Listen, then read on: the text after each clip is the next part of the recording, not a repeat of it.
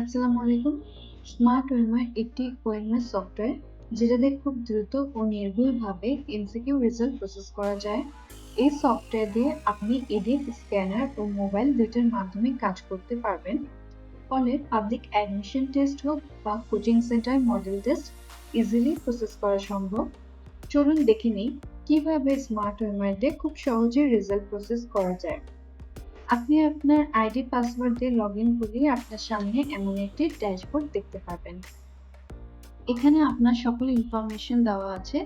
Exam complete কতটি হয়েছে, exam under process কতটি আছে, টোটাল অ্যান্সার শিট প্রসেস কতটি হয়েছে।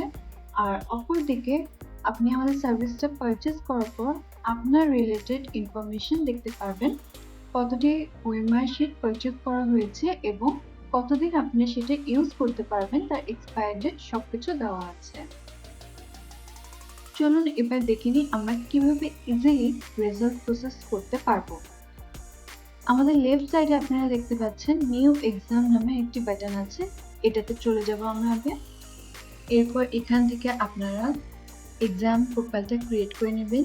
সাবজেক্টে এখানে যেই সাবজেক্টের উপর আপনারা এক্সাম নিতে চাচ্ছেন এরপরই সাবজেক্টটা সিলেক্ট করতে হবে।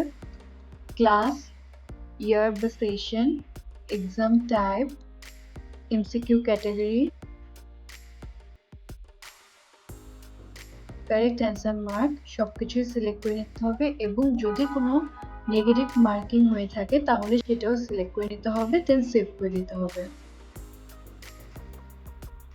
এরপর আপনাদের সামনে একটা এমসিকিউ শীট দেখতে পাচ্ছেন, এখানে সঠিক অ্যান্সারগুলি সিলেক্ট করে নিতে হবে। আমি আপনাদেরকে দেখানোর জন্য স্যাম্পল হিসেবে কিছু নিয়ে নিচ্ছি অ্যান্সার। এরপর এটাকে আমরা নেক্সট করে দেব এবং আপনাদের যদি আরো কোনো সেট থেকে থাকে যেমন সেট খ, গ, ঘ, তাহলে সেগুলোরও অ্যান্সার সিলেক্ট করে সেভ করে নিতে হবে।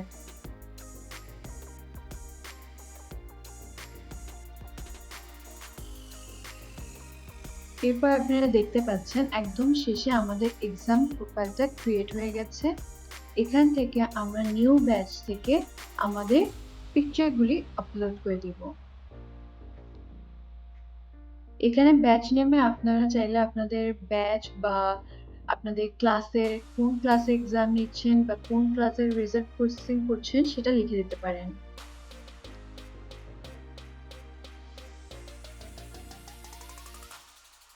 এরপর আমার স্ক্যান করা কিছু অ্যান্সার শিট আগেই রাখা ছিল, আমি সেগুলো নিয়ে নিচ্ছি।